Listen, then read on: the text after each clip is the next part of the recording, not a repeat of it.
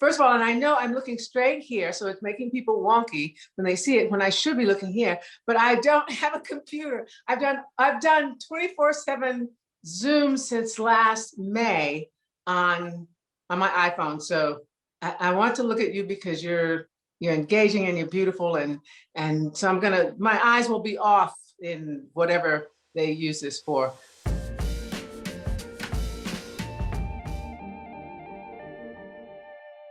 First question to you is, how do you take your tea? Do you have a tea with you? I have my tea. There it is. I drink. Oh, very nice. Yeah. My fave tea is Pu'er, and it is from let me see, what province? I'm not even going to say in Mandarin because I mess it up, but it's ancient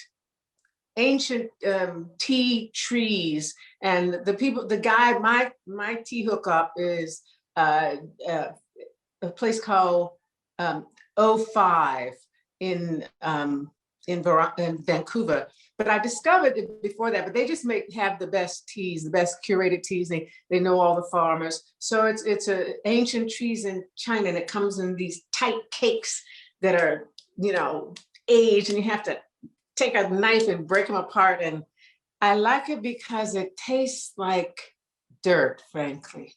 You taste the earth.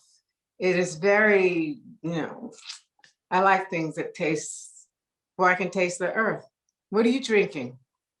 I've got an English breakfast tea. I also like the taste of dirt, that kind of bitter English breakfast taste with a little bit of almond milk in there. You know what? If I have a black tea like that, or a breakfast tea or an Assam, I have to have a splash of milk, but I don't drink milk, not out of any health concern, but it always made me thirsty to have milk. It's like, ooh, I need to drink some water to get rid of it.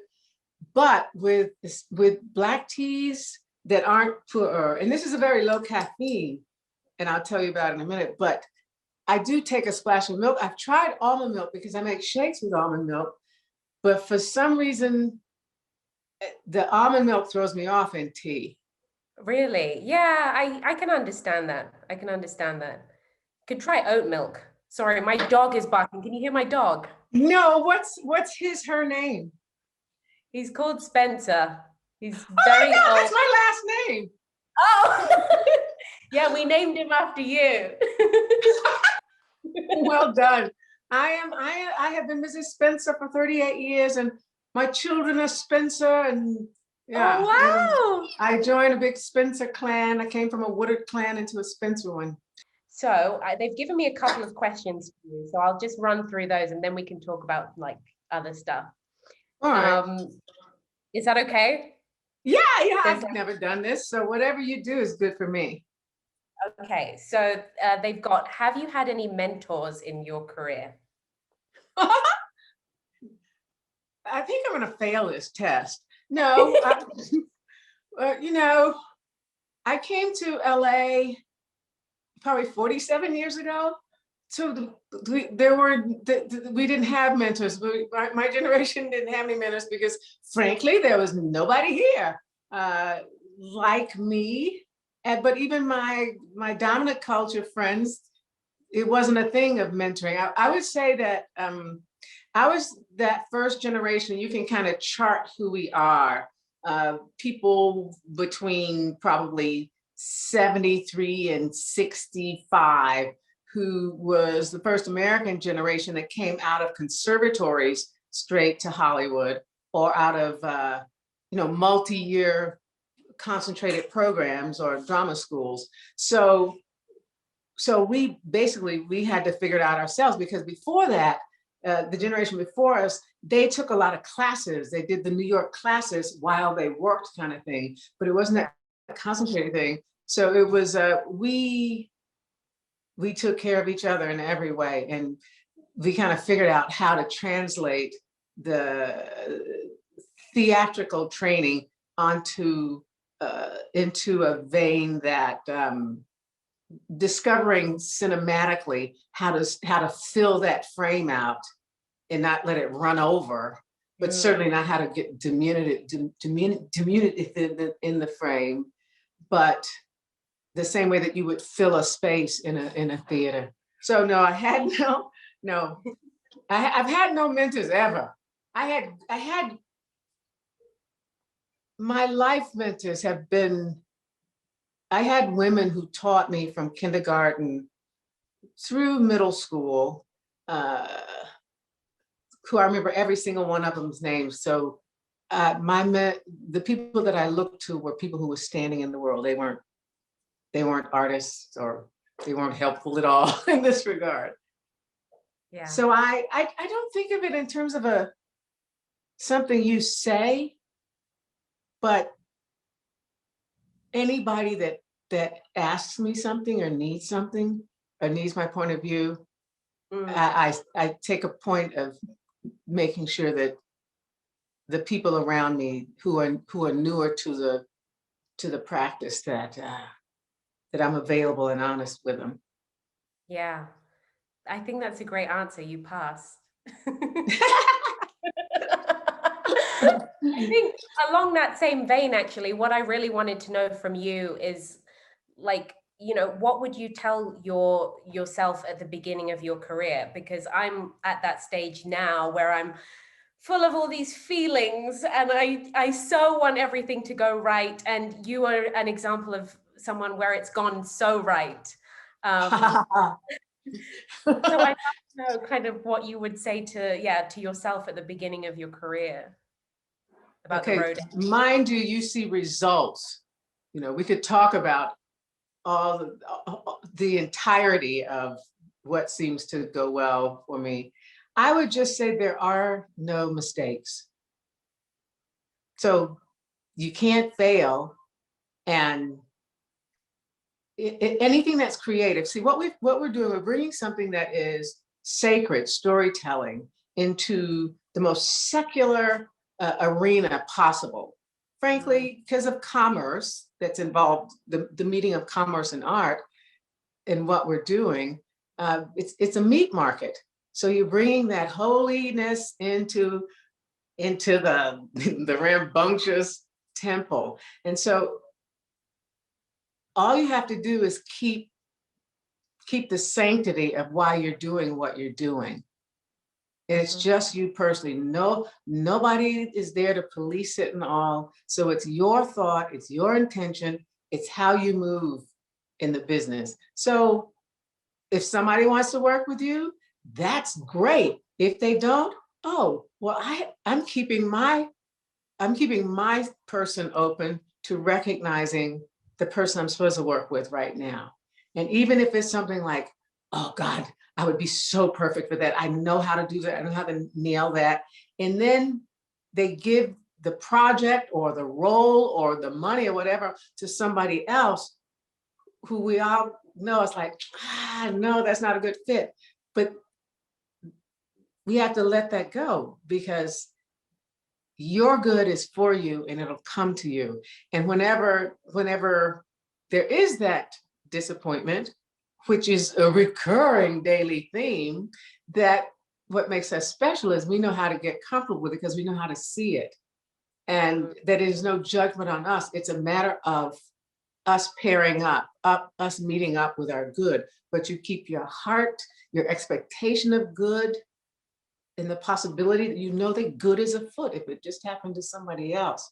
So there's no mistake. And even if you, in terms of pairing up with people to do work or taking a job or taking a project or writing, there's still no mistakes. It may not fit at the moment, but there's always a lesson in it. And lessons are the thing that fuel you forward. And that's the joy of not working in an insurance company.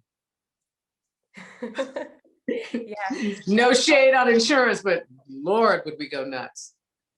Yes, absolutely. I think what I love so much about what you said is about that sanctity and creativity and that freedom with allowing there to be no mistakes. I think I'm just trying to not get caught up in the noise And also just not get caught up in the trying to survive of it all, and trying to stay in my innocent, childlike, playful self, rather than constantly like, you panic, you Well, know. first of all, you make time your friend. Time. A very wise friend of mine told me, who had been in the business since the talkies, said, time is the space given to you to do what you need and want to do. So you bend time, rather than become the slave of time. Because what you just stop, you keep breathing, because as long as you're breathing, things will occur to you. And really, honestly, you're the person with the goods. And you are very accomplished already, my darling. You know what you're doing, you know how to do it. So all the work you have to do is yourself, and that means letting go. They can't do it. They can write numbers, they can write checks, they can, green light or not, they can do all that, but they cannot create. They can't do anything without you. So you don't abuse that, like, I'm not gonna do, but it's just knowing that that's where your power is. Your power is in the fact that you have the gift of surrendering to your creativity, where most people don't. And so you can't be rushed. You can't be, and you do it just because when you say childlike and we think of the innocence, it's that they're not taking on other people's stuff. Yeah. You can still not deal with them, but not take their stuff on, But yeah, so you are so primed. You're already in motion. Yeah. I'm excited for you. I feel empowered by that. And actually, I've kind of branched out into writing and directing as well. And I wanted to tell you where I am, because you've been here before. Right now, I'm in Zimbabwe. Oh And my God. yeah. Are you in Harare or Bulawayo? Bulawayo. Ah, Yeah. So I'm wow. from Zimbabwe, and my mom's from here, and I'm hoping to shoot a short film that I wrote while I'm out here as well, with another Oh, film director out here. So thank but you. look at you creating. That is, girl, you have a well so deep culturally that you're going to be pulling things out of that well for decades. That's so great. Thank you. Thank you. Yeah, it's exciting. And I think it's cool to be here in Zimbabwe, in my mom's home country, and to kind of see what talent is out here as well, for this short moment in time where I didn't think I'd be here. I was living in LA, but now I'm here during this strange COVID time, and it's kind of about taking those strange opportunities that have arisen out of this weird time. There's a lot of talk with the time that we're in as being a Black Renaissance. Do you see it that way on the business side of things, and versus the artistic side? Like, what do you feel about what this cultural moment is saying about us? I think there was the Harlem Renaissance. And Renaissance comes and goes. It comes up for a reason, organically, but it needs support for it to hold and for it to be known across broadcast. I mean, like broadcasting. There's periods of times that it happens for people of color. I remember back in the late 60s, early 70s, there were Black bookstores everywhere that had writers in all types of genres from around the world, down to the children's books and everything. So Barnes and Nobles and all of them said, oh, we got it too. They'd have rows and rows of those writers. Publishers were publishing everybody. And then disappeared. Mm. I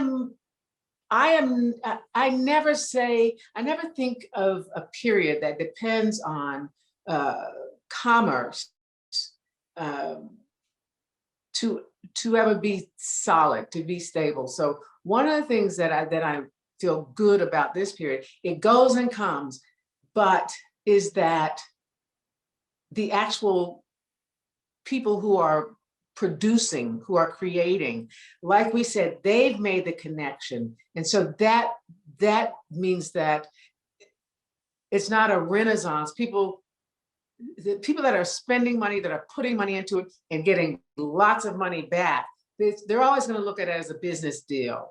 But when it goes again, when the money goes, when their focus goes to something else, when their ability to make bank on something else comes up, the money will disappear from us, but the connection and the force will not, because we made that familial connection.